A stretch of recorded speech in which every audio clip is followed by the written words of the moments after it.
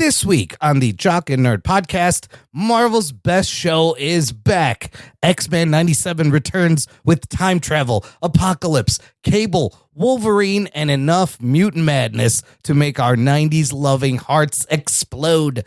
Did season 2 come out swinging? And is this still the gold standard for Marvel animation? Plus, we dive into the shocking fallout from Supergirl's box office collapse and what it could mean for the future of James Gunn's DC universe. All that and more in this edition of the Jock and Nerd Weekly for Sunday, July 5th, 2026. Oh, hi, I didn't hear you come in. This is Ross Marquand from The Walking Dead, and you're listening to the Jock and Nerd Podcast. Now, if somebody could please explain to me what a geek boner is, my life would be complete. Until then, rock on, nation. Check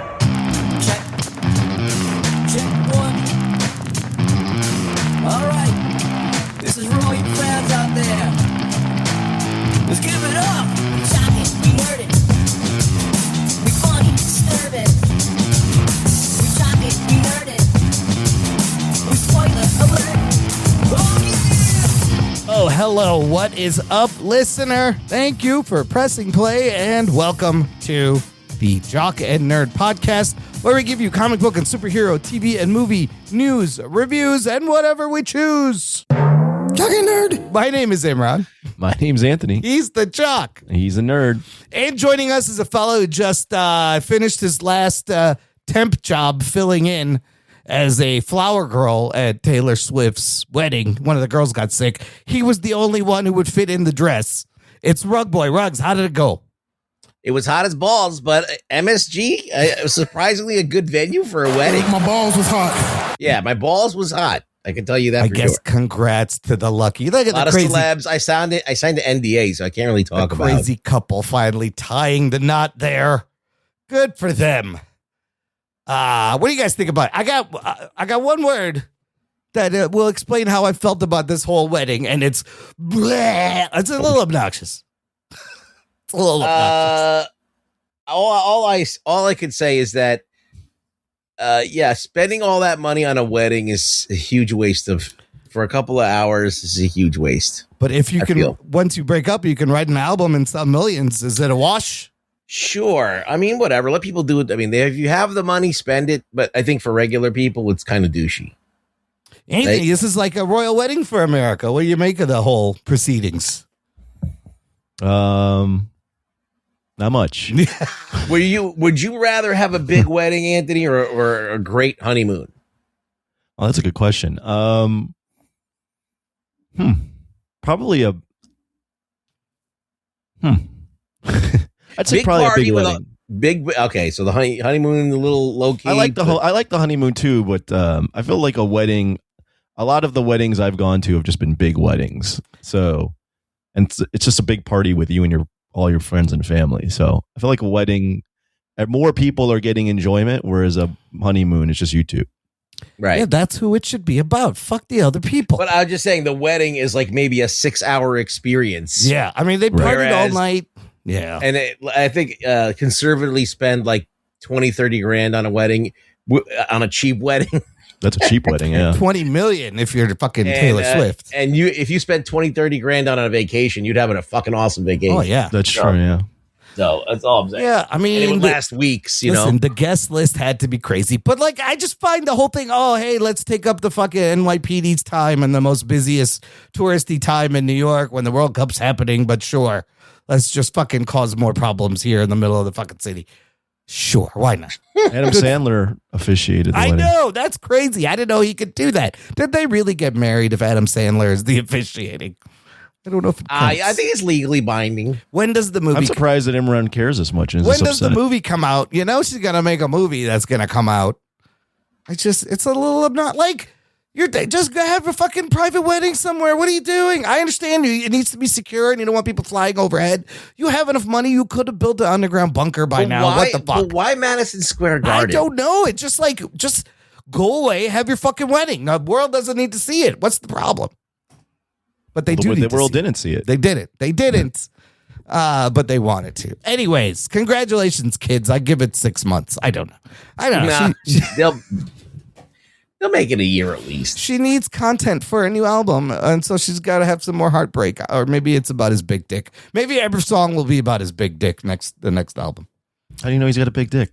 She sang about it in that one other song. Did she? Yeah. Everyone knows a lot about Taylor Swift. Yeah, the amount of information you Except know. I couldn't name one song. It's just, I don't know. It was everywhere. I'm like, go away. Anyways, listener, don't go away. It is weird that she's so popular, but whatever. It's too much. Just fucking, can you just... I don't get anything. The next story that you're going to talk, I don't understand this bullshit either. Let's get started then. That's a transition. Good segue, Ruds, because this story actually, it came from a question you asked me at our last Discord hangout. By the way, you want to hang out with us every month on Discord? Sign up for our Patreon, jockandnerd.com/Patreon. Jock and Nerd. We'll get you right there.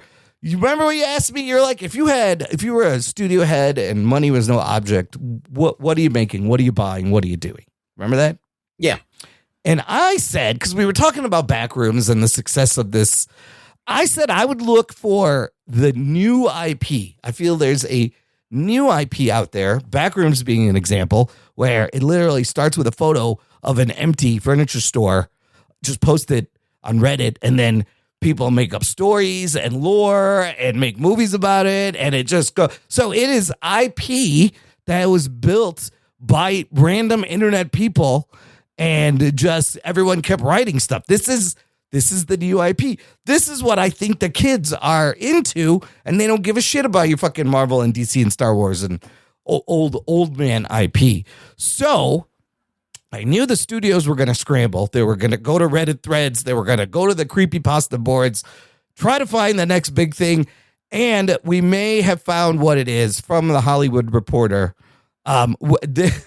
This article starts with the worst fucking opening paragraph ever. It says, Hollywood has found its newest obsession, and this meme won't be found on any internet backrooms. Lame. Not funny. That's not necessary. You don't have to put that in there. But what is happening, Hollywood Reporter says, coming out on top of a 5-studio bidding war with a massive multi-million-dollar deal, Warner Brothers has picked up the underlying rights to Siren Head. It's a viral horror sensation created by creature designer Trevor Henderson that centers on a tall, rotting skeletal figure with 2 sirens for a head. I could sit here and just listen to Imran read this entire article. Okay, great. You sit there, fucker. What's exciting about this is that Zach Cregger, Weapons filmmaker, is in talks to direct with a script written by Brian Duffield, who we watched that Whalefall trailer a couple weeks ago. No, but Duffield's going to direct. Oh, Duffield's going to direct. Zach Cregger is producing. Gonna write it with it. And writing. Yeah. Writing and directing. But Whalefall looked exciting. That's another new kind of a new director I'm into. So Duffield and Cregger are bringing. So this thing, imagine like a telephone pole outside, right? But it's like a tall, scary, lanky body, skeletal body. And at the top of it is 2 sirens, horns that make noises. And in some of the images I've seen, like their heads are connected by power lines. So if they're walking, they're all kind of connected. This is created by Canadian artist Trevor Henderson, 2018. And he put it on the internet. And just like Backrooms, it took off. People were making YouTube animations. There was fan theories, fan-made shorts, video games, merch. And young Gen Z got really hooked into sirens. In fact, it says here, quote, my 6-year-old has been obsessed with this Siren Head thing for the past month after he watched a horror video about it. He says he wants the movie, and I have no idea what it is. Does anybody else know what it is? Wrote one Reddit user from 6 years ago. Oh, shit. That was 6 years ago that the people were interested in this thing. Rugs, do you get it now what this is? This is the next new IP that's going to be hot. I watched Backrooms and it sucked. Yeah. And I don't know why you would make a movie without any point. And I feel like this, what is this shit again called? Siren Head? Siren is Head. the most zero effort made. It's zero effort. I'm sorry if you're a creepypasta person, but this is like zero effort is being made. Like Stranger Things is a complete ripoff of It. Yeah. Like 100%. Yep. except they just added a little Akira to it, just a little dash. Yeah. And like that's what things are now. It's like they put something and then other people fill it in, and it's like zero effort is being made in any creation. They just come up with bullshit, and it just they're into it. I don't even know why. It's like I did a little bit of a dive in this into this Siren Head. Yeah.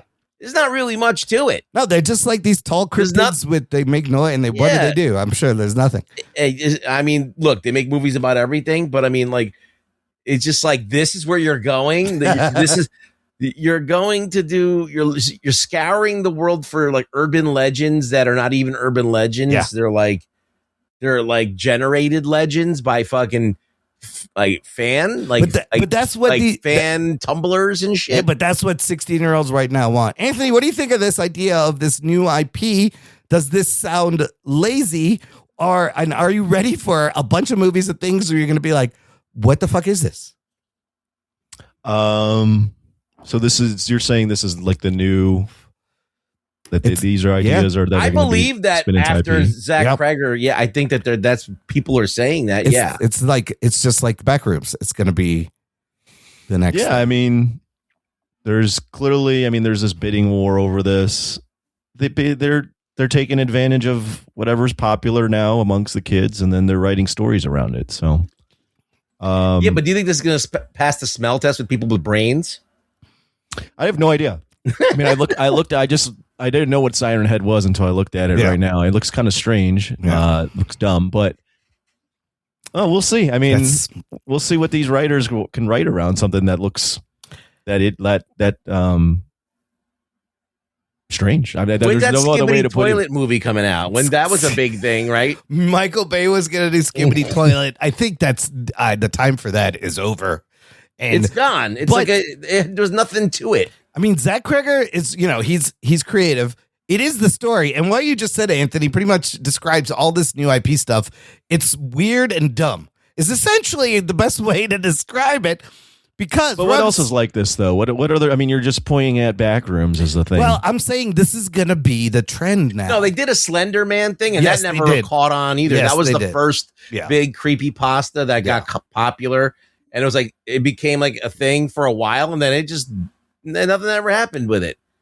And it just, I don't know. It just, it doesn't have any substance behind it. No, and the Backrooms movie doesn't really explain fucking anything, so I don't understand the point, but... Well, they made a shit ton of money. It did. For $10 million. It made like $340 million. It was A24's biggest... Yeah. Grossing movie ever. Yeah, but that was more marketing than anything. And that's what they're going to do with this. Yes. They're going to market this shit into something. Well, and I was like, I know there's going to be the next thing. What's the next thing? I know these fuckers are scrambling. Apparently, like all the major studios, Sony, Universal, Paramount, Disney, were all bidding for this. They're all looking for the next Backrooms. So we'll see if they can actually horror isn't super expensive to make. No, it's not. Horror is like not super expensive to make. You don't even have to be fucking. You don't even have to make a good movie. You just have to get people to show up. The horror people that'll watch any horror thing. Yeah, yeah. So it's already got a built-in fan base. Yeah. So if you can make a movie that's cheap enough, it'll be profitable.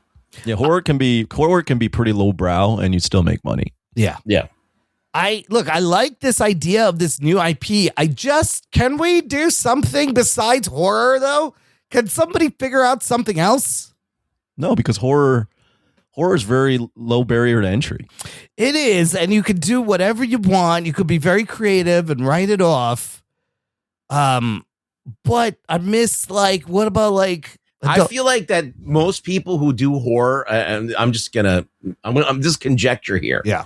They're just using it as a ticket into movies. Yeah. Yeah. Right? Yeah. And they know that they can get in through horror, and then they could direct some good shit, that's kind of a little bit through whores. Through whores. She was a whore. I made a whore movie. Andrew Dice Clay, where'd you come from? I made a whore movie. Yeah. Little Miss Muffet. Okay, sorry. But I feel like they used the horror movie to get into their foot in the door because it is your easy barrier to entry. And so I was like, you're having like a dispassionate director sometimes doing it. And it's weird. Yeah, I mean, like Kane Parsons, the Backrooms guy, it's in interviews, he's like, I'm not really a cinephile. I didn't study movies. I grew up playing video games in Portal, and this is what is inspiring me right now to make something new. And that's great. And, you know, I love this, but it's all, there's going to be a lot of copycat shit. I feel like we're just going to get regurgitated. Like we're in the AI generation where AI is just scraping things, putting things together. And that's like people are doing now. Yeah. And, you know, originality. I think people should, there's a lot of like, undiscovered material that's out there that is like good shit that they never made books about or made movies about. Sure. There's plenty of books that people didn't make movies about or anything and they're going to this. They're just going to this internet crap. Whatever. Cool. We'll wait until it fails. You know, it's gonna have its day and it's gonna have what's time in the bowl, bitch. Look, it's fine to have this. That's also Andrew Dice Clay. It's the Little Miss Muffet. It's the end of the Little Miss Muffet. Yeah. You ever heard that? Little Miss Muffet said on a tuffet. What is it? A great eating the curds away. Eating the curds away. Along came a spider, sat down beside her, and said, "What's in the bowl, bitch?" That's what that is. So dumb. He's the best. Dirty nursery rhymes. Everybody. Dirty nursery rhymes are the best. See, that's low effort and still around. That's called Ford Fairlane. They already made that into a movie. We have to make Anthony watch that. Especially Backrooms. Like if you build up this audience and this lore over years online, it's fantastic. When you make it your first movie about it, all that shit's got to be in the movie, buddy. Yeah, but who do you even credit with the creation of it? No, how do you even get rights to something that everybody else has put in? Kane Parsons is an A24 own that specific version of Backrooms, the one that he made for YouTube Shorts that they turned into a movie. They own that version. You can come along and change the fucking floor, change the wallpaper color, make your own fucking Backrooms thing. They just own that specific version that he came up with. That's how I think it works. It's dicey. I don't know. Why would you want to get into that? It's going to be a lot of copycats. And for the older cats, there's going to be a lot of movies. You're going to be like, the fuck is that? Siren Heads. Why are people excited? What is this? Listener, let us know what you think. Are you excited for more creepypasta turning into movies? Join this conversation. Join our Facebook group. It's called Jock and Nerd Nation. Jock and Nerd. It is a closed, exclusive group just for you. Get in there. Spoiler threads, fun, geeky memes. Also follow us on our socials, Instagram, X, and YouTube, and TikTok for Rug Boy Shorts. Rug Boy ranting in short form on video. Who doesn't love on video? On video. Very loose term for video. Look, there's an image. There's a puppet. He's moving. He's talking. That's on video. All right, moving on. The other big story I got here is this amazing bombshell exclusive report from the Hollywood Reporter detailing the behind the scenes of a Supergirl. And is there some juicy shit in here? Oh, shit. Let me tell you. Once you hear some of this, a lot of this is going to start to make sense, okay? So apparently, James Gunn, Craig Gillespie, had creative differences over the direction of the movie. You don't say. The article says, quote, it never found its footing in the post-production process. One insider said they were not creatively aligned, is the polite way of describing things. And they knew this as far back as May 2025, after filming wrapped. DC and Craig Gillespie are realizing something is wrong. The test screening results that December were also not good. These test screening scores given out of 100. Supergirl in the multiple test screenings was at 60, maybe scraping 70, but it was in the 60s. All right. So they're screening this movie December 25. It's getting 60s. James Gunn brings in Jeremy Slater, who wrote on Moon Knight, Mortal Kombat. He worked on the Authority movie. That's never going to happen. Screenwriter Anna Noguera remained involved, but he wrote all the reshoots that they had for 9 days. But as post-production continued, other issues arose, including the music. So we talked about how the end of that movie, spoilers, uses the cover of the Jimmy Eat World song, The Middle. Would this have been better? Because the other choice was a cover of Cyndi Lauper's Girls Just Want to Have Fun.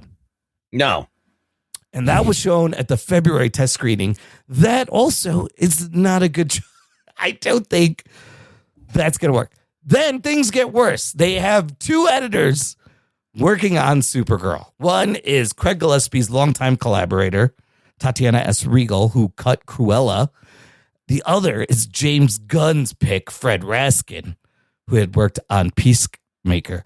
So they had both of them cut the movie and then decided to have a quote unquote movie off and show both of the cuts to test screening audiences. Both of them did not fare that good. They were still in the low 70s.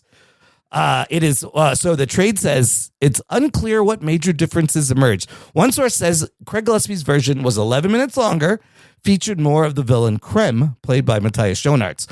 When the two competing versions tested, the scores surprisingly dropped significantly, but the studio cut came out ahead by 2 points, and they decided to go with the studio cut of the movie, not Craig Gillespie's cut. They saying Craig Gillespie's cut scored strongly on song choices, pacing, and villain. Studio chose its cut as the one to put into theaters.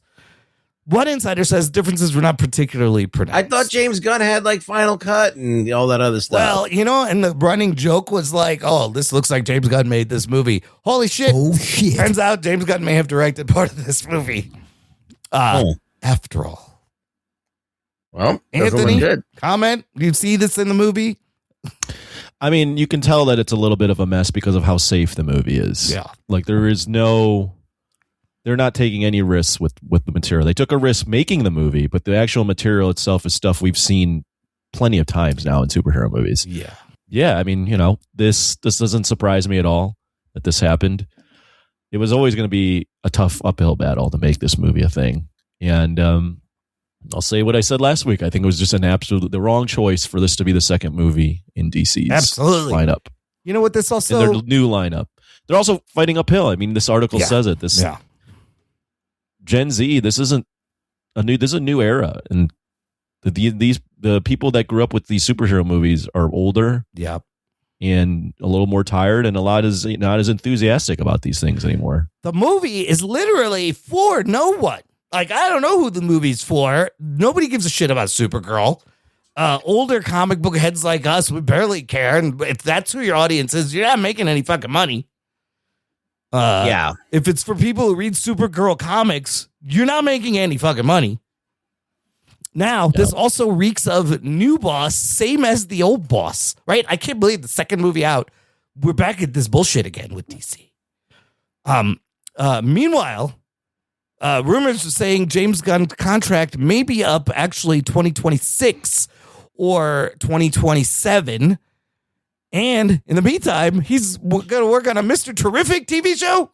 This is the problem, James Gunn. He's making a Jimmy Olsen show with Gorilla Grodd and a Mr. Terrific spinoff. This is the issue, is nobody gives a fuck about these people. Well, it's not to the... let me put it this way. It's not the thing that you're going to get huge response from. You're doing these niche things that could be fun and could be interesting and have a novelty to them, but they're not what's not going to bring in the mass viewing audience. It's just not going to work. Like, I mean, the money that Supergirl made is not horrible for like a smaller movie. Yeah. But it's for a movie that they spent and marketed and did all this stuff, and it's a second flagpole movie of the DC universe. That's bad.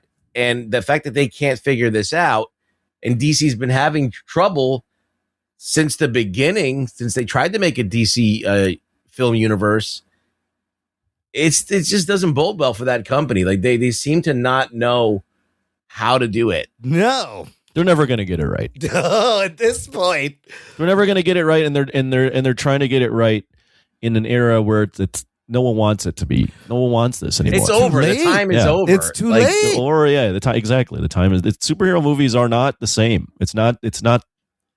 The novelty is gone. Right. So can I just go on a little soapbox thing here? Sure. So the novelty of a superhero movie is that you could get to see people do things that nobody can do, right? Superman can fly. Batman does ninja stuff. Now we've been saturated with all this stuff. AI is in the mix now. CG is in the mix. You can literally do anything, and it's just you get this like rubbery fighty thing. Yeah. And you've seen one, you've seen them all now. Yeah. So the novelty of like, what am I going to get to see at the movies? It's not the effects and all that stuff. It's the narrative, and can you get behind the narrative? So if your narrative is now weak, that all the other stuff is not going to do it. You know what I mean? And the young people don't care about superheroes as much as the ones coming up. That's like they see that as older people shit. Like people in their 30s, that's their shit. Millennial shit. That's they what don't want to be somebody involved said. Is superhero movies are for like Gen X.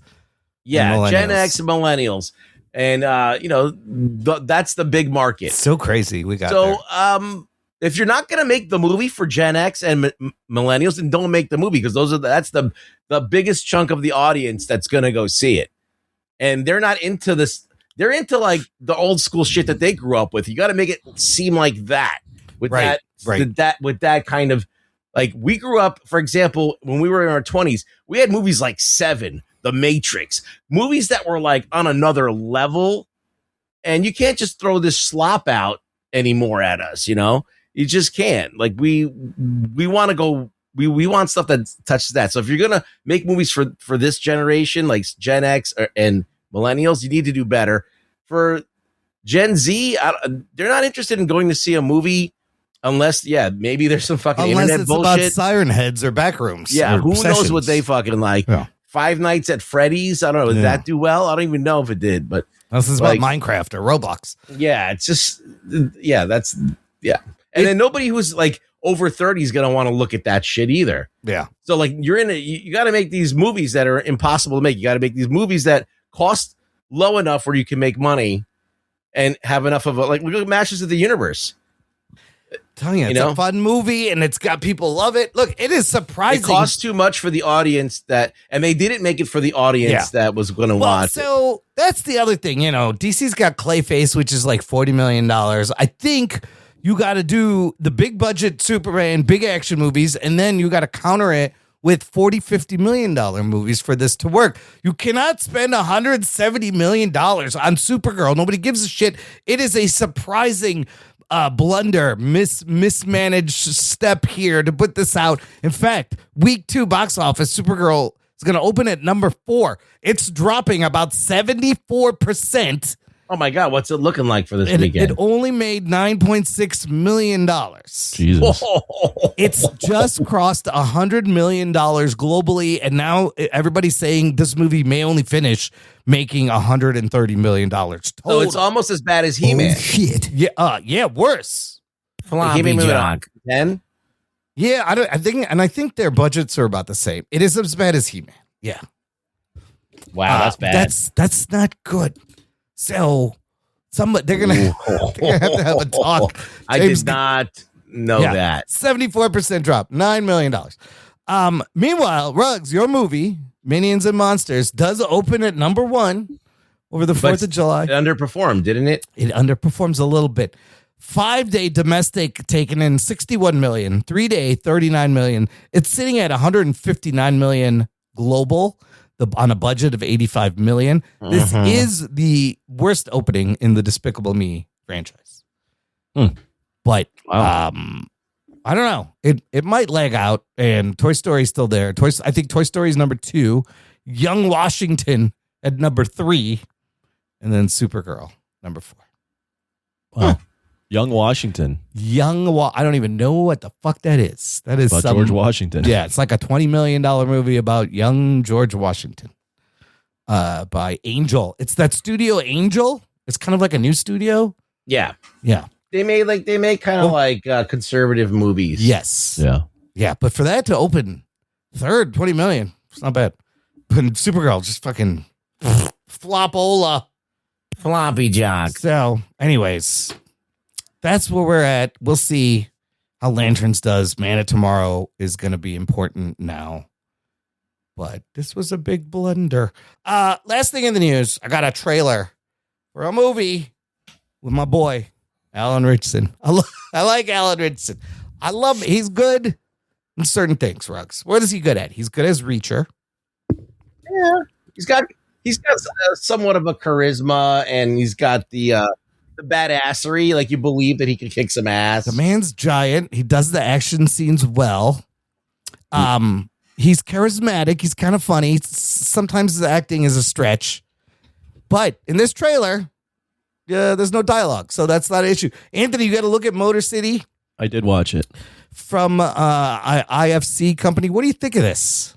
What's it about? The thing, I don't know what it's about. It's about, looks like a 70s couple gets framed or something for drugs, or I don't know. Yeah, I get revenge. Yeah, I think so. All I took away from that was, man, that guy's big. He's huge. He's so big. Fucking Ritchson. That's why I love him, and I wish they would find like a good superhero role because he has the body type. He's so big. Well, they're gonna wait until he's fucking 55 right? to put them in he's still a little bit young now. Yeah, he's just He's the right age. He's in his like mid 40s, right? So yeah, he was Hawk in that Titans, Hawk and Dove. He's fantastic as Jack Reacher. War Machine was okay. Some other things I seen him in, the Ministry of Ungentlemanly, whatever the fuck. He's all right. No, Reacher's his best role. Reacher's his best. But you got some dope shit in here. He's got 2 shotguns. He's leaping off of cars, shooting double guns. Okay, it doesn't look like it's gonna like rewrite his story, but no, maybe it'll give him a chance to do some acting. You know, that's the thing. He just needs to show that he has a little bit of range and can actually do some acting. I love the 70s time period and the vibe and the cars and the mustaches and sideburns. Yeah, it looks cool. It looks like something I'd put on, throw on streaming for, a nightcap. This is actually coming out July 24th. So in between the Odyssey and Spider-Man Brand New Day, Motor City will have a chance to make a little bit of money.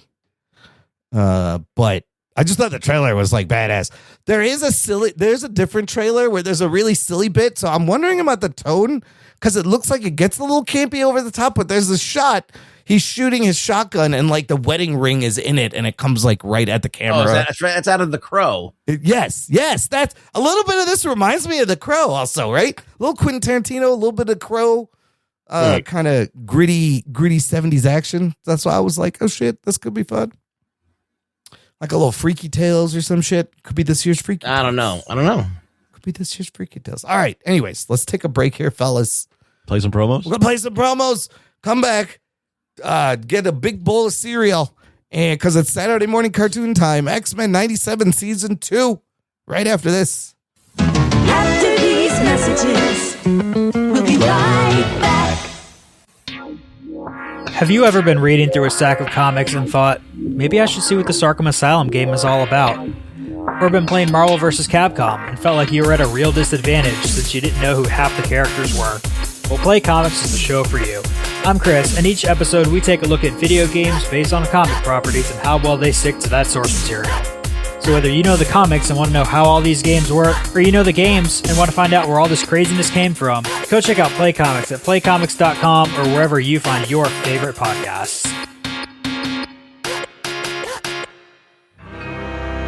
The Fantastic Arts is your guide to the Fantastic Four from the beginning of the Marvel Age of Comics in 1961 onwards. Each week, Steve Lacey and Andy Leyland cover every issue, spin-off, guest appearance and cameo, and more. And in 2015, we begin our journey through the decade that taste forgot, the 1970s. Join us as we take a look at the departure of Jack Kirby and Stan Lee, the Kree-Skrull War, the arrival of Marvel Team-Up, Bill Murray as the Human Torch, creators including Roy Thomas, George Perez, Marv Wolfman, Jerry Conway, Rich Buckler and John Byrne, and of course, Marvel 2-in-1. All this and more at ffcast.libsyn.com and on iTunes and Stitcher. The Fantastic Cast. Insert catchy tagline here. Wait, what?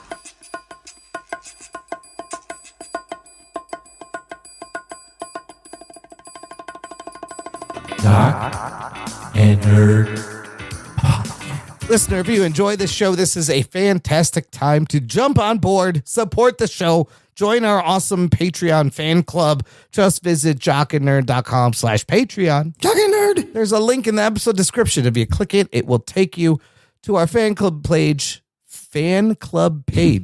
Oh, try saying that fast. Flan club page. I like a flan cub. Fike and Lalo for more. The fan club.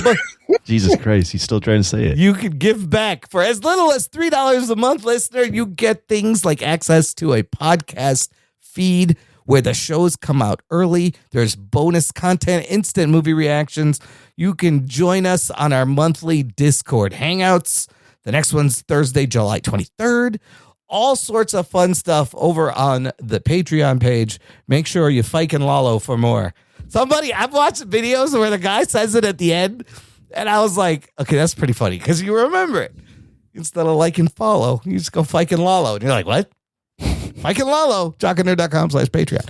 All right, let's get into this week's review. We will be discussing the first 3 episodes of X-Men 97 Season 2 on Disney Plus. Here's your spoilers. Before we get started, does anyone want to get out? Prepare to be spoiled! You may have forgotten what happened last season because it did come out 2 years ago. The season 1 ended May 2024. So I need a little recap. Of course, the original X-Men animated show ran from 1992 to 1997. I could give you a quick update as to where season 1 leaves us. Gambit dies. Gambit's dead. Rogue is sad. Magneto removes Wolverine's adamantium from his skeleton. Very painful. Scott and Jean have Nathan Summers and immediately go, this kid is going to be trouble. Let's send him into the future. And then the X-Men suddenly get spread out through time. So there's Why did they decide to send him to the future? Do you remember? To train him so that he could become Cable, Nathan Summers. And what is it about Marvel? They have a kid and they name him Nathan, and he's always like the strongest cosmic being. That's a fucking. Yeah, you got to watch out for the Nathan. Look out for the Nathan. You got Nathan. Nathan Richards. Yeah. Fantastic Four. Yeah. Also, They're always Omega level. Always problems. These fucking Nathans. So you have a team in 3000 BCE at the dawn of the reign of apocalypse. And then you have a team in the 3960 something at the height of apocalypse reign. And then you have X-Men in the 90s trying to bring all them back to the 90s. Anthony, yes, you saw it most recently. What do you think? Well, how does this show hit you? Of like the vibe? Do you like it? What'd you think of these 3 episodes? I mean, the vibe is still the same. It feels like X-Men from the 90s, and it's very. It feels. I haven't read all the X-Men comics. In fact, I haven't read a ton of them. Yeah, but it feels very true to comic book as well, with the storylines they're doing. I mean, this one is based on apocalypse and time travel and fighting different versions of apocalypse. Yeah, it's an enjoyable show. But I'm also brain dead right now, so I don't have much else to say. Well, you know, the first season, they ran through a bunch of storylines that were in the X-Men comics since 1997, right? And this season, they seem to be doing kind of the same thing. There's the Rise of Apocalypse storyline. There's a couple other storylines that they're moving through. Highly truncated. It's highly compressed. Yes. Yeah, it moves really fast. The episodes are like 24 minutes. Lots of shit happens. Ruggs, can you give us a little recap of the first 3 episodes? What's going on here? Okay. So Forge and Bishop, they go out to try and find the disparate groups of X-Men. I think one is in the future, one's in the past. Yeah, correct. Yep.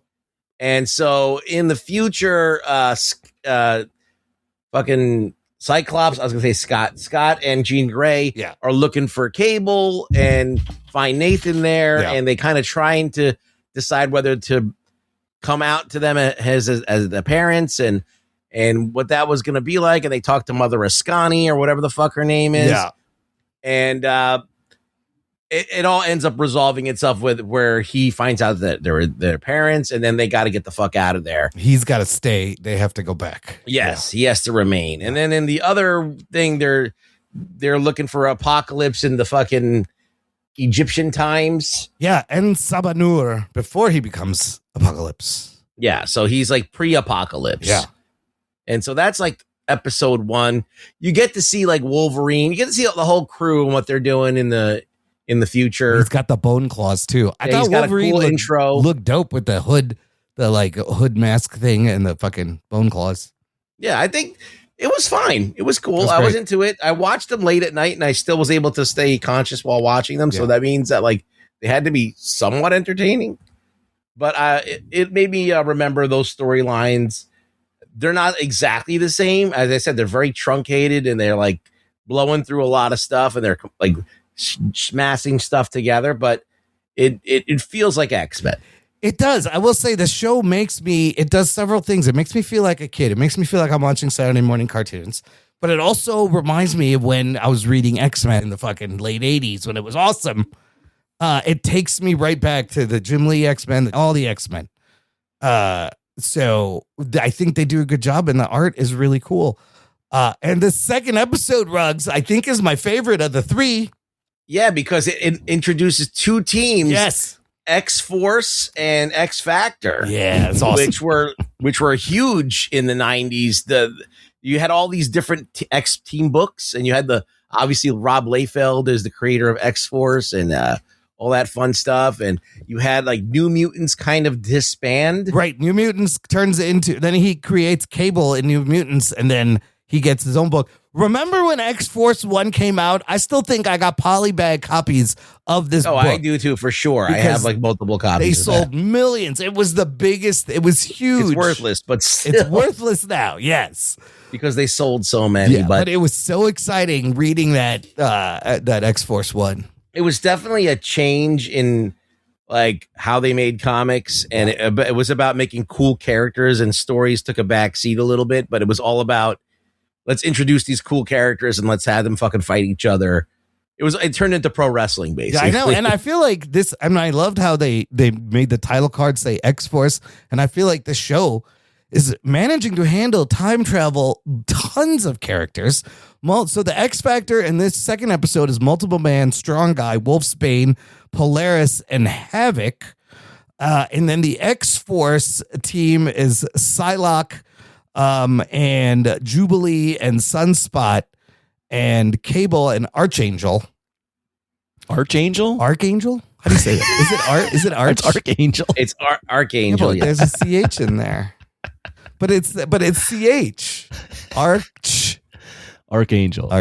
But this should make it a K, you fucks. Then you have Emma Frost in that one, and she has a great line to Cable where she's like, "Wish I could make you bark." I was like, "Ooh, saucy for X-Men cartoon." But this second episode, I think, was my favorite of the 3. It was lots of fun. I think the weakest is the third episode. I think so too. This second one, some amazing action scenes, right? The Jubilee escaping scene was great. Yeah, that was really cool. They played Volcano Girls from Veruca Salt, was it? Veruca Salt. Yeah, that was a good one. It was pretty cool. I like that Jubilee got her moment. Yeah. And was able to kick ass. And she did kick ass for a pretty long portion of like at least 10 minutes. She was doing on her own, like kicking some ass. The combo moves with her and Sunspot were very cool. Yeah. But the action was great. Yeah, I thought action wise, because you had such limited amount of characters and you could focus on one thing. Yeah. The action was really cool and fun to watch. But I think the story with Apocalypse, it was like a little bit not the greatest. So Anthony, let me ask you this. This should be funny. Episode 3, Rise of Apocalypse Part 1. What do you remember? Yeah. What do you remember? What happens? Well, they're in the past trying to stop Apocalypse from being the Sabanur. Yeah. In Embranur. That's I am Apocalypse. Joke. In Sabanur, before he becomes Apocalypse, they want to stop him from becoming that character. And what's his name? Magneto actually thinks that he can change him. Yeah. And influences him in a specific way, This is really interesting. he can not be a bad person or a bad influence. And there's like disagreement around that. And then you see in this episode the potential of that character, but also the downfall of that character right away. I do love that where Xavier's like, he's going to be Apocalypse. We need to stop him. And Magneto's like, hold on a second. What if he was fighting for mutants years before you? What if we can turn him into the first X-Man and he can help us? And that's a risky plan, fucking Magneto. And I don't think it's going to happen. They seem to run out of time. Also, you'll notice Bo DeMeo. Well, no, they don't run out of time. It's and Sabanur catches them. Oh, right. Lying and, and building weapons. Yeah. And he just decapitates that guy's head, much to Magneto's shock, because he thought there was some good in him. And I think that's telling us that there's no more good in him. Like, yeah, no. It's over. He's done. Yeah. Bo DeMeo did write this. He gets co-writing on this episode. So freaky. Yeah, he's no longer with the organization as of last season. But Freak wrote it. I'm sure. Yeah, there was no naked Magneto scenes in this. So yeah. You know what? Like, listen, the guy was a fan, and did what he had to do, and wrote the right stories and did the right things. So, I mean, yeah, he was not doing by HR standards a great job, but so he liked to pass around topless selfies. So what? He's talented. He's a super freak. So there's some cool bits in this episode. I mean, when he fucking flips the elephant, I thought that was pretty dope. I was like, holy shit, he's pretty strong. Yeah, pretty cool. But they're all trying to make it back to the 90s. And I think... Yeah, I love that they kept saying, we have to go back to the 90s. It's great. It's so funny. Some of it is just so over the top and cheesy. Oh, yeah. It's hilarious. Little bit. But so was the comics in the 90s. Yes. Yeah. No, this, like, I don't know what it is with the show, but it perfectly captures the essence of that X-Men. And I'm watching this and I'm like, how do you make a live action version of this? Is it even possible? No. It's a lot. So how do you bring in the X-Men? And not only that, but like X-Men, like it went all over the place and had this time travel shit, and that makes everything more confusing. Yes. And then if you just want to talk about like the Summers Spawn, oh god, oh yeah, like they're from the future. There's multiple ones. There's multiple versions of everybody. Yes. There's the fucking Phoenix. There's who the fuck is doing what, and there's like 20 versions of each character. So it's like it gets confusing. Yeah. And it gets a little bit out of control. So if you're going to do it directly like the comics, you're going to have the work cut out for you. I mean, this shit is as dense and confusing as Game of Thrones at times, where I'm like, wait a minute. And then, so this third episode had Rama Tut, which wasn't he a Kang variant? He's a Kang variant. He's a Kang variant, but he looks like a white guy. In this, anyways. Well, Kang was a white guy. I think Kang is white in the show. Well, he's blue, so. Well, he was white. So that's Egyptian, right. or I don't know if he was white. Maybe Egyptian. I don't know. Yeah. No, wasn't he Nathaniel Richards? Wasn't that the other Nathan? Did he turn into Kang? I forget. That's confusing. It's not. But Rama Tut going after them, I thought was also kind of interesting because, like, are the Fantastic Four going to be involved? He was first introduced in Fantastic Four comic book. Will we get a Fantastic Four cameo? I don't know. But I mean, I'm excited to see if they do more of these teams. They're mixing, some of the suits from the Frank Quietly, Grant Morrison run, and then all the 90s shit is in there. It is Nathaniel Richards. You're correct. It is, right? That's another fucking Nathan. You got to look out for these motherfuckers. Wait, is he? He's Reed Richards' son. Yeah. Yeah. In the future, becomes fucking King the Conqueror. Oh. It's that gets even more confusing when you factor all that in. Is that a retcon? No, I think he was always Nathaniel. I like seeing Psylocke in this. She was cool. Since 1984, it was revealed that Nathaniel was King. Yeah, I don't think that's a retcon. That was they just made him King. Also, speaking of live action, I saw this rumor that they're looking. Oh, actually, it says Nathaniel Richards. Is he Reed Richards' father? Oh, maybe it's his father. I don't know. I'm even more confused. Yeah, I don't think so. Rumor Sabrina Carpenter for Emma Frost live action. Maybe. Can she act? I don't know. I've never seen her act. I know. Can she act? No, she can act. She was an actor before she was doing this. Oh. So she was in Girl Meets World. Oh, yeah. Okay. So she was the star of Girl Meets World. You wouldn't recognize her because she had brown hair. Oh, she was in Girl Meets World. That's where she came from. Okay. So she was. They're all Disney people. That's right. They're all kind of Disney actors. I mean, Zendaya the same way came out of that factory. But they were saying, I saw like Sydney Sweeney, Margot Robbie, Sabrina Carpenter for Emma Frost. Sydney Sweeney. But that's all the blondes that are around. Blondes with big boobs for that's what you need. For the Emma Frost, who's a great character. I just like watching all this. It's so much fun. How are they going to make a live action X-Men? They've done it a bunch. How many X-Men movies have they made? A lot. But I feel like this cartoon is the most X-Men thing, even more than the movies. Well, yeah, because you're one step away from the comics. Yeah. You're literally taking what's on the page and putting it in an animated like form. Days of Futures Past, I feel gets really close to kind of the same vibe. Yeah, that was cool. That was probably one of the better ones. Yeah. But yeah, they can make an X-Men. It's just X-Men is just takes so many wild swings and has so many remember there was like fucking X Factor, X Force, so many all these teams, fucking books. Yeah. So many teams, so many characters. It was just like overloaded with characters. So that one's just really tough. I mean, this show has tons of characters in it, and they're seeming to juggle it pretty well. Yeah, I guess you got to give every character time, and some of them take a back seat, and you don't get to see them. Yeah, and they killed the war, that Horseman War. Doesn't Cable just fucking assassinate him right there? That's fucking wild. I did not see that coming. Get shit done, Cable. I think I feel like the animation looks better this season. I mean, I think it's fine. It's been 2 years. You would think it looks better, and it's not like the what if animation or that other style that they. No, this is whatever they're doing. They're doing fine. Yeah. No, it looks, continue doing what you're doing. It looks really good. Yeah, I think they should make more. Yeah. Thanks, guys. More. What are you thinking? Me? Nothing. I don't have. There's not a thought running through my head right now. Yeah. Final thoughts, Anthony. Great. Final thoughts.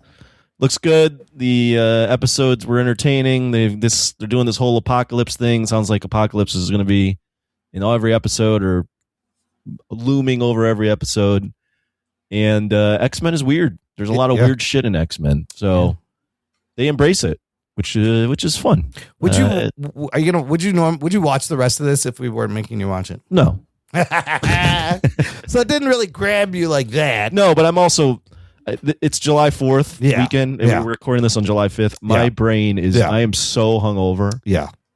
So there's nothing that can grab my attention right now. Nothing. Did you? So for those that don't know, right as on 4th of July, as it got dark and it was time for fireworks, a fog settles in Chicago. Fireworks go off. Nobody can fucking see them. Did you see any fireworks? Me? No, yeah. I didn't see any fireworks. It sounded like a war zone, and you didn't see shit. It was the weirdest thing. Just right as it got dark, fucking fog, and it was hot all day. So yeah, it was not a fun 4th of July for the people wanting to see fireworks. Ruggs, final thoughts? I think I enjoyed it. 3 episodes. Can't wait for the next few episodes to come out. Right? Because this is a season is only 3 episodes, or how many episodes we're getting? No, 8? It's going to be 8, I believe. All right, so that's good. And then we get. So we're going to come out the next 4. This is the next drop. Actually, it's 9 episodes, and no, the remaining 5 come out once a week. Okay.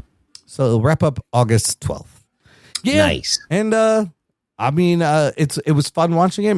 Reminded me of. Hey man, just for X Force and X Factor I know. alone, I was like, oh shit, worth checking geek out. Boner. That gave me a pretty big geek boner and a nice blast from the past. Some good action, good animation. I'll be watching.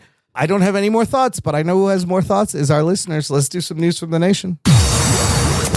It's time for news from the nation. It's time for news from the nation.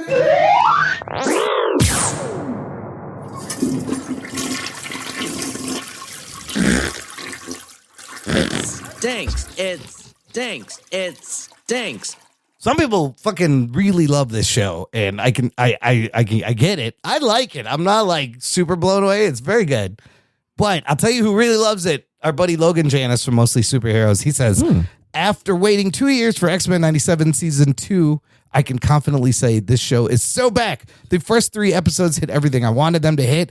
Big action, wild time travel stuff, emotional moments, and just enough comic book craziness to keep me glued to the screen. Whether you're kind of fan who knows every X-Men storyline ever written, or you're more like me and mostly knows these characters from the original animated series, this show just works. The animation looks incredible, the music still rips, and somehow they're juggling Apocalypse, Cable, X-Force, Ancient Egypt, and the future without ever losing me. What I love most is that X-Men 97 never talks down to you, but it also doesn't make you feel left out if you don't know every deep cut reference. There were moments in these first 3 episodes that genuinely got me emotional, especially Cable's story and some of the smaller character moments with Jubilee and Sunspot. And honestly, after episode 3, I have no idea where this season is going next, which is exactly where I want to be. 3 episodes in, this is an easy 4 out of 4 for me. Marvel's best show is back, and already I can't wait for next week. I wonder if they're going to tackle like contemporary social topics. They shouldn't. They shouldn't. They did that a little bit last season. This season looks like they're just doing Apocalypse. Bad guy. They should not. Okay. Just do the comics. It's an allegory, but you don't got to fucking shove it in there, you know? It's an allegory. We get it. They're different. People don't like them. Okay. You can map whatever you want onto that, but like there's actual character stories. Right. Apocalypse has a motivation that's from the comics. Yes. Let's go with that. Yeah, I agree. Sebi Ravi says episode 2 with X-Force opening title sequence followed by the introduction of X Factor might be the most 90s thing I've ever seen. Geek boner. This show keeps being unabashedly for the fans, and I'm here for every minute of it. I don't think Marvel will ever be able to give us a live action X-Men that'll go as deep into the mythology as this show has done so far. Yeah. I don't know if you can. It would take lots of movies to get that deep. So that's all I kept thinking watching. We got the animated series. Why would you need a movie? Yeah, but that's what I kept thinking watching this was like, man, how can you capture just a little bit of this vibe in live action? You can't do in a movie what you can do on a series. You just can't. Yeah. I mean, you'd have to set it like cuz it's 97, right? It works cuz it's that show. So you'd have to set it in 97. You wouldn't have to set it in 97. It just works because the 97 show has that all this built-in history, and they're just building on top of it. Yeah, with all the storylines that came afterwards, and they really embrace the comics because they can. Yeah, they could fly through them. They could do all the storylines and just hit it and move on. Yeah, and that's what they're doing. It's fun. All right, let's finish up with some What Are We Watching? Anthony, I'm gonna start with you. World Cup update. What's happening? I mean, I'm going to give a World Cup update, and the show's going to come out on Wednesday, and it's going to be irrelevant. Oh, that's true. Okay, I'm watching a lot of World Cup. I've actually got the England-Mexico game on right now, Sunday night. So that's what I'm doing. Watching the game, listening to you guys, being hungover. Living a dream. Yes, living the dream. Yeah. I hope it helps your headache and not makes it worse. Ruggs, what do you got? I watched 4 films. One's not on this docket. I'll start with that one first. I was bored this morning, and so I decided to watch A Force of One starring Chuck Norris. Oh, my God. What is this? It's a terrible movie. Don't watch it. Okay, let me give you the elevator pitch for this one. So the police are looking for police of this town in California are looking for drug activity. There is like a new drug cartel, a new coke dealer, heroin dealer that's fucking based in their town, and they're trying to figure it out, like what's going on. So these undercover cops try and figure out what was going on, and all of a sudden somebody kills them. And the big deal is, this is, I don't know what the year that came out in the 70s. 79. Right? evidently no one's heard of karate before. Oh, it's new. Is it? Because they're all flabbergasted that the guy used karate to kill him. Somebody crushed this man's windpipe. Who does things like that? We don't know. So they're like, oh, we need to get somebody who's an expert in karate to help us with this case. So 2 cops are dead. We need some help.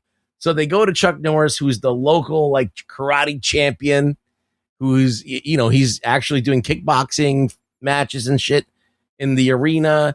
And so they go, and there is a like cute undercover policewoman, and she kind of like starts a relationship with him to try and convince him to come help them, whatever. And then he gets dragged into it, and now he is actually doing more police work to find out who this karate guy is. And he thinks, he's like, I know all the karate people around here. It's got to be someone I know. And then, there's a chase, and there's karate, and it was just laughably bad. But I enjoyed every second. I mean, this is late 70s Chuck Norris, and I literally was like, who the fuck wrote this? And this is what they're going. Like, there were so many ways they could have intelligently written the same exact story and not been like, why do they keep being amazed by karate being done? Like, why can't they counteract this? You have a gun, like, just shoot the fucking guy. Like, it's just funny, but like they wrote it in such a juvenile way. It's just funny. Like, Chuck Norris shows zero emotion throughout the entire film. But that was like his son dies. It's like every Chuck Norris movie. Yeah, he never sheds a tear, nothing. So, but it was kind of fun. I want to watch another Chuck Norris movie after. And this is like, I think in mid 80s is when he peaks, when he does Missing in Action. Yeah, Delta these Force. are like an hour and a half movies. They're not, you're what you're getting into. Dude, it's a fucking Chuck Norris movie. He's like the original Steven Seagal. If you look at the title of these movies, you would think they're Seagal movies. The next one he does is called The Octagon, An Eye for an Eye, Silent Rage, Forced Vengeance, Missing in Action, Code of Silence. Like, these are Seagal movie titles. It's great. I'm like, they're all on Prime. So I'm like, oh, I'll just throw it on Prime, watch it, whatever. That's it. Boom. I'll just watch a Chuck Norris movie. I haven't watched them all because I never really was into Chuck Norris. Yeah. But they're kind of fun. They're fun 80s fucking in the world we're getting this. It's kind of just fun to watch the train wreck happen sometimes. Then I watched Backrooms. So I went from the 70s to Backrooms. Yeah. And let's talk about Backrooms. What'd you think? So some things were fun. There were some fun moments, but ultimately the movie did not coalesce into something that I thought was good, because it seemed like if the director had an idea of what he was doing, he didn't really want to share it with me. Like, he just they proposed a lot of questions and allegories, but they don't seem to work out. Yeah. What'd you get at the end?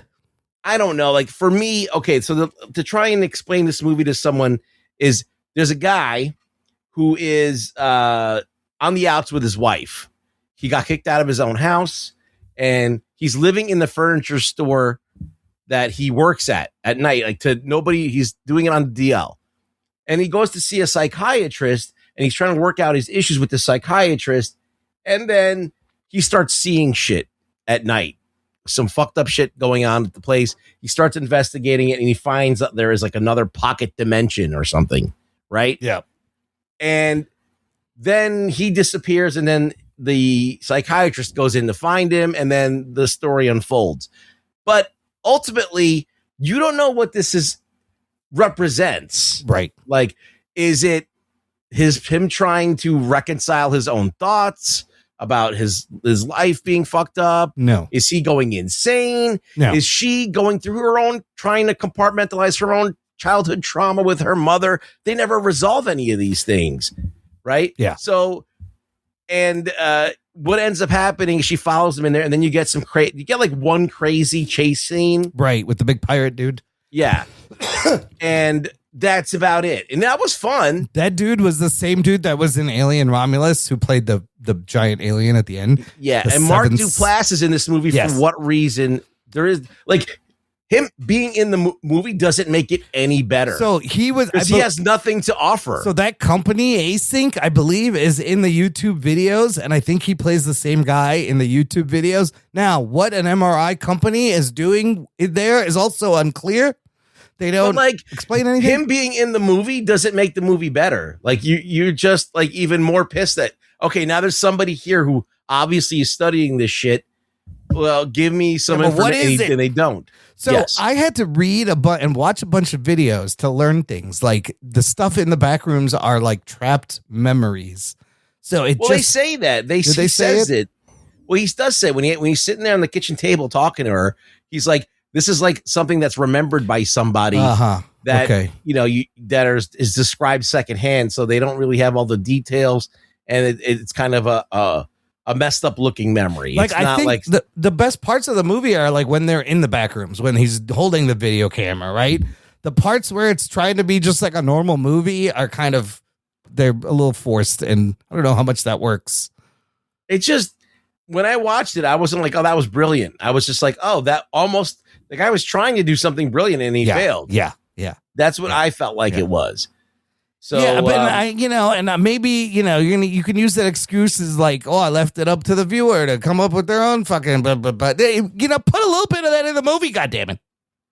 Well, tell me what it is. What the fuck is all this? I'm trying to dig around for it, and the fact is that if I have to sit there and watch a YouTube video to figure out what the fuck you're doing, then you failed. Yes, you failed. It should have been in the fucking movie. Like I'm watching the movie. Okay, think about this. I'm sitting at the theater. I'm watching a movie. There's things happening around me. There's distractions sometimes. There's things going on. Like I'm experiencing in that moment. Yeah. I can't go back and rewind it and go look for clues. What was the name of that book that was there? Oh, that's going to tell me, let me see. Oh, that panning shot that you had for 2 seconds that went across a screen. Yeah. I didn't get to read that. Yeah. So like you can't rely on, I put it there. You just didn't see. Oh, I made there's a quote on a Post-it note somewhere. I'm sorry. That's just an Easter egg. That's not something that you hang your story on. Yeah. So it was just all right. I didn't. So I actually hated it after I watched it. Whoa. I liked some of it. Yeah. I can't say I completely hate it, but if you were going to ask me if do I recommend it, I say no. But for a 20-year-old, what do you think? I think directorially, I think it's fine. Like his narrative was fine. It's just that he didn't choose to resolve the story in a way that was good. Like you have this Mark Duplass character peppered in throughout the movie and doesn't serve any good purpose. Yeah. It doesn't. Yeah. She should have died. It would have been better if she would have gotten eaten and the movie ended like that. It would have been a better ending. Because I would have at least known why I don't know what the fuck's going on. But then you have a guy with a lab coat and fucking a thing, and then you still don't know what the fuck's going on. They got hazmat suits. They're fucking Apparently, there's a bunch of levels too in other back rooms lore. Like there's different floors that look different. It's a whole thing. I don't know. Anyways, I mean, it was bad. It was bad. So I did not like that. I needed to cleanse the palate and watch something worse than that. Yeah. And so I watched, I can't say watched. I fast forwarded through a lot of it.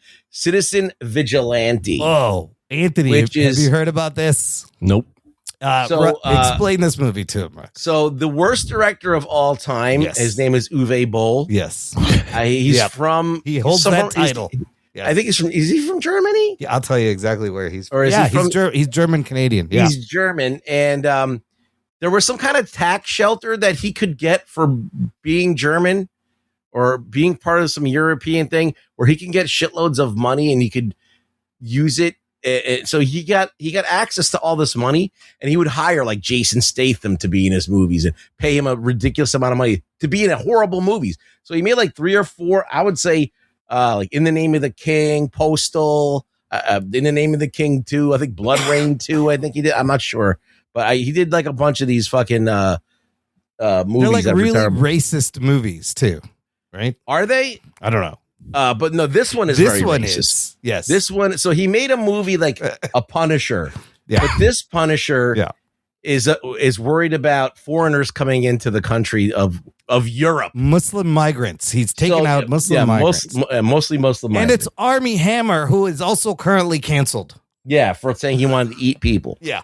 So I watched this movie out of curiosity, and I knew it was going to be bad, but literally the beginning of the movie, it just pans like it's like a drone shot of like just a random European like town. It doesn't even. It's like almost like rural. Yeah. And then the title card says just Europe. Like, so all of Europe is this one town. I'm like, what the fuck are we Somewhere looking at here? in Europe. And then the movie is like supposed to be like a guy, a vigilante. It's filmed completely in daylight, except for like one scene. And he just goes around and shoots people. And like, the cops try and get to him, and then they have a standoff. But ultimately, the movie crescendos so there's these kids who sexually assault this woman. They gang rape. All right, I had to say the word. All right, but and they get off in the trial. The trial they get off for what reason, and so he feels that this is a failure of the justice system. So the guys that did it, sure, like they deserve to be punished, obviously, but he takes it upon himself to go to the guy's family's house, execute his entire family, him, and then basically hold him to gunpoint, tell him to call his friends to come over, and then he kills him. And then when the friends show up, he kills all of his friends. Jesus. And he's like, this is the way we fucking. And then Uwe Boll at the end of the movie, like, co-signs on it going, he posts a title card saying, let's all stand up and do something about this now. Yeah. So I was like, whoa, this is like so the film crazy. is crazy because Elon Musk posted the whole movie on X. That's how you know it's a crazy right-wing fucking bait movie here. Wow. I can't believe that they did it. So it's bad though. Everyone said this is the worst movie. Oh, it's a horrible. It's not done. Seen. Like, you could hand a camera, a cell phone to like an 11-year-old and they can make a better movie. 10 million people on X watch this. I mean, Citizen Vigilante? Views. Yes. Citizen Vigilante. Yes, look it up. And this guy he's infamous for being, the worst director of all time. He's just horrible. He has zero talent. Yeah. Like, I think the guy who did The Room is more talented. Oh my God. Tommy Wiseau, more talented than Uwe Boll. Yeah.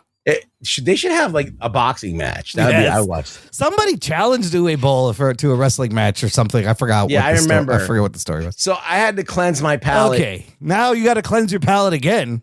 Yeah, and I had to watch something that I knew, someone I know I could count on for a good time. Yeah, and that man is Tom Cruise. That's right. So I watched Cocktail because Imran brought it up last week. Yeah. And I'm like, you know what? I gotta watch that again. Cocktail, motherfuckers. So and Cocktail, I fucking enjoyed it. It's a fun movie, right? I fucking loved it. Dude. I mean, it's not like gonna rock. It's not gonna change your life, but like, it's a early Tom Cruise movie. He's just gotten out of the army, looking for a job in New York, and he starts working at this bar with this like Mr. Miyagi type guy. Like he's like a British bar guy. He knows everything about bartending. And they start working together and they start like doing these performance, throwing shit in the air. Like, no one does that. But like, being a bartender in New York is kind of like being a celebrity. Yeah, like, you know so many people, blah, blah, blah. Yeah. So they start tending bar. And then Tom Cruise, they end up getting popular with all the girls. And so they get a job at this big dance club where they're like featured, and all of a sudden rich girls are throwing themselves at Tom Cruise, and he grabs one played by Gina Gershon. Yeah. And the older guy gets fucking jealous. He wants to bang a hot rich girl. So he just makes a play for her and behind Tom Cruise's back, and that pisses him off. So now these 2-man group that they have is over. Tom Cruise is like, fuck you. I'm going to do my own thing. Fuck you. And he fucks off to Jamaica and gets his own racket at this resort. There's hot chicks everywhere. He's doing great. All of a sudden, he meets Elizabeth Shue in her prime. Oh, I love 80s Elizabeth Shue. And he starts to fall in love with her. But then who fucking shows up is the fucking English dude, and this time he's bagged. What's her name? I can't remember. Is it Helen Slater? No. Is it Lisa? Is it Lisa Baines? No. Kelly Lynch. Kelly Lynch from Roadhouse. The girl from Roadhouse. I was gonna say this movie is like if Roadhouse was a rom-com. So so the hot girl from Roadhouse is rich, and now she's the sugar mama, and he's like, look at me, I'm rich by proxy. You're still behind the bar. Fuck you. Blah blah blah. And so he's like, you could never get a rich girl. So to his knowledge, Tom Cruise, Elizabeth Shue is just a girl that works at a diner. So he has got to find another rich girl to kind of show this guy up. So this rich girl shows up at the resort. He makes a play for her, gets her, but loses Elizabeth Shue. Oh. And now he's fucking miserable because he hates this rich. He becomes this arm candy for this rich girl. Yeah. And goes back to New York. And then the rest of the movie plays out. I don't want to give away the end. But listen, him flipping those drinks and bottles and doing all that, the show it's fantastic. Like, he practiced his ass off. He has to do, recites poetry. Yeah, he got to do a lot. He's riding horses. He's flipping fucking bottles. Come on. It was a fun movie. I always remember enjoying this movie. I was like, it's that era of Tom Cruise where he is the best at whatever job he's at, and he always gets the girl. Like every movie was like that in the 80s. There's attractive people in this movie. Yeah. They're having fun. It's 80s time. You got all the 80s sensibilities. This is romantic leading man, Tom Cruise. So I enjoyed it. Had a good time. I think out of all the movies that I watched, I feel like that one was the most enjoyable. Oh, not A Force of One? It's not as good. Okay. Force of One is definitely number 2 on that one. As bad as that movie is, I liked it more than Backrooms and Citizen Vigilante. Dead at the bottom. Well, what did you watch? Much to Anthony's chagrin, I was off all week, so I had time to watch a bunch of things. I'm just gonna he's gonna rattle off 30 things that he watched. I'm gonna give you a quick one-line thoughts. Enola Holmes 3 on Netflix. Good or bad? You know what? These movies are fun.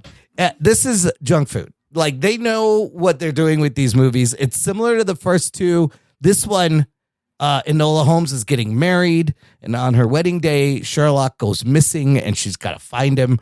And it's some solid mystery and detective shit. And just like the other ones, the movie goes on too long. All the other ones are like that too, where like it's over, and then there's like another 20 minutes, whatever.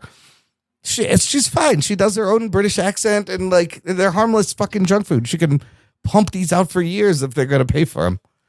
So I like the Enola Holmes movies. Of course, you got Henry Cavill playing Sherlock and Himesh Patel as Watson. But some of it calls back to the first one. So it's fun, enjoyable time waster. Then I checked out Sheep Detectives, which is on Amazon Prime. This movie is delightful. You like this? It's so charming. It's like Knives Out. It was PG rated, and it was with sheep solving a mystery. Again, even more solid mystery than Enola Holmes 3. Hugh Jackman plays this sheep herder, and he ends up dead one night, and the sheep can talk, and they're like, and he would read them mystery novels every night. So the sheep know all about mysteries and how they're set up. And they're like, we're going to solve this mystery. Find out who killed our fucking sheep herder friend. It was really good. It's so charming. It's very clever. It's really funny. I might check that out. I would check it out. Then, Anthony, I watched the drama. Oh, okay. Finally. Shit. Spoilers. Pretty good. But a lot funnier than I thought it was going to be. Like, the movie is hilarious and weird. And as far as, can we spoil it now? Did everybody watch this? As far as the thing she reveals, I hit the spoiler. I didn't even think it was that bad. I was like, so what? It's a big deal. Listen, do you know how many kids, if you grew up around that time when that shit was happening, you know how many kids probably were just like her that almost went through it and didn't because they thought it was cool because all the videos were showing them how to do it? I bet there was a lot of stories like that we don't even know about. So the fact that they made her one of those, I thought was clever, but I just felt like Robert Pattinson made a big deal out of it. I was like, so what, bro? She didn't do it. It's fine. That's All right, not now, a perspective. I have. okay, let me ask you a question. If you thought a guy was going to make a move on like an underage girl, but didn't go through with it, would you be able to do? If he confessed that, that's pretty It's creepy. like a grown man. That's pretty creepy. Yeah. Well, how far though did he go? Also, we got to get specific, right? Because you find out how far she actually did go. Like he bought condoms. But did he set up a date? Was it a catch a predator situation? That's pretty Well, like bad. I'm saying, No, yeah, that's so, like, a it's red like flag. sometimes intent is enough. That's Okay, all I'm that's saying. a red flag. And maybe in this case, this is a red flag on Zendaya's character. Also, but it was interesting. It was a really funny movie, and like the way it falls apart at the end at the wedding when he's trying to reconcile and talk about it, I thought was hilarious. So, yeah, I don't know. Yeah, I like the movie. It was a good movie. I liked it. The drama's a fun movie. Yeah, It was good. It was unexpected. You think they're getting any Oscar buzz for that one, Anthony? You see anything from? No, probably not. No. It's a fun movie. I mean, I like the movie a lot, but it's not an Oscar movie. Yeah, it's different. It's original. It's a nice kind of like, what the fuck? That was great. And it happens like in the middle of the movie too. I wasn't expecting it to happen so early. And then they got to deal with it. And that shit is kind of funny. The other thing I watched, The Bear, season 5 on Hulu. This is the last season. They put the whole thing out. And it really is something. If you're watching The Bear, you should binge this. I thought it was better than the last few seasons. The whole 8 episodes, it deals with one night. There's, just like we had here this past weekend, there's raining, it's summertime, there's torrential storms, and the restaurant is flooding, and they have a service that they got to get ready and fix the floods, and the power's going out, and they don't know if the restaurant's going to survive because they don't have any money left, and there's barely any food, and they got to do. There's some good shit for The Bear. Kind of a return to form, and it's over. So, and I think it's probably good that it ended. The other thing that came out also is a binge model and works better is The Agency season 2 on Paramount Rugs. I started it, but I couldn't get into it. I gotta go back to it though. So this one also, they dropped all 8 episodes at once. I watched the first episode and I'm like, I'm not really like wanting to watch the next one. Again, if you have to keep watching, because I'll tell you what, it's pretty good. It's very good. But Right. There's I do like The Agency. I still don't like the fact that it's all about him getting this girl back. Yeah, I liked it better when he was like trying to fucking do shit. No, so there's still that. He's trying to get Samia back, who was captured in the last season. But you have a couple of other agents going undercover. There's a couple of other really good storylines.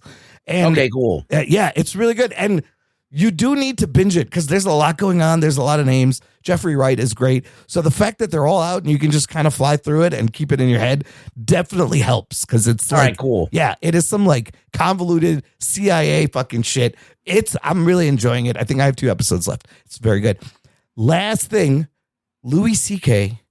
has his first special on Netflix come out in a while. I think since his whole situation happened. And it was controversial. People were saying it. I watched it. I was fucking dying laughing. It's really funny. Now He's always been talented. No one's ever said that he wasn't. Listen, however you feel about him, he's fucking is skeevy and dirty, whatever. And he admitted to doing the things he did. Yeah. It's fucking hilarious. He's had some fucked up jokes. And he was pushing some things and I was laughing the whole time. It's a very good special. So I'll check that out. I would recommend it if you could still fuck with the Louis C.K. If you can't, I understand. Don't watch it. It's fine. If you like, I wonder what he's up to, watch it. It's fucking hilarious. So. All right.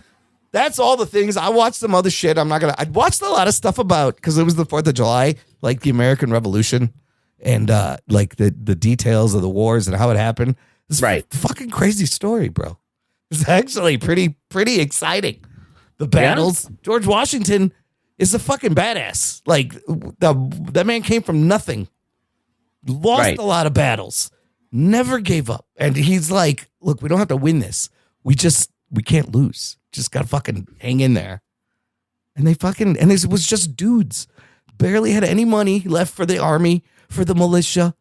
Just dudes holding their own and finally defeating a whole fucking empire. It's kind of an amazing story. It's fun. Yeah. So I wonder what Young Washington about, if there's any good action scenes in there, because some of the stories of these battles are fucking insane. I'll wait till it comes out on video. Yeah. I mean, there's some crazy. Or on my illegal Plex. That whole thing he did in the middle of the night, crossing the Delaware, breaking through the ice, was just a brilliant move. He needed to surprise them. And he's like, fuck it. Let's do it. I mean, they were out of money. The militia was going to be disbanded. They were this close. Amron, do you love America? I love America. I love that part. I mean, Anthony, do you love America? What? Do you love America? He doesn't want to answer that. I love it. I mean, I think you just got to think about what they went through, what actually happened. Nobody had done this before. Look, no place is perfect. But, and so I'm happy I live here. The thing that we have AC. That's what I learned from all the soccer people. Europe doesn't. No, the thing they emphasize in the Netflix doc is that the whole thing was an experiment, and they didn't really have a lot of answers. And they were like, "We're just going to figure this out." What are you talking about, Imran? Them declaring independence. What prompted this? What show did you watch? It was called The American Experiment on Netflix. It's not even on the list here that you wrote. I know, but I just wanted to mention I was watching that, and it's fucking dope. Like, this is some fucking crazy stories. Oh. Everyone should remember the stories and not get them twisted when other people are like, actually. Okay. It's some wild shit, bro. No, yeah, it was with the creation of America is a story. It's just nobody had done that. Nobody ever thought of doing that, getting all these different countries and putting them together. Like, they created a government. That's crazy. Think about that. Anyways, think about that. That's your homework.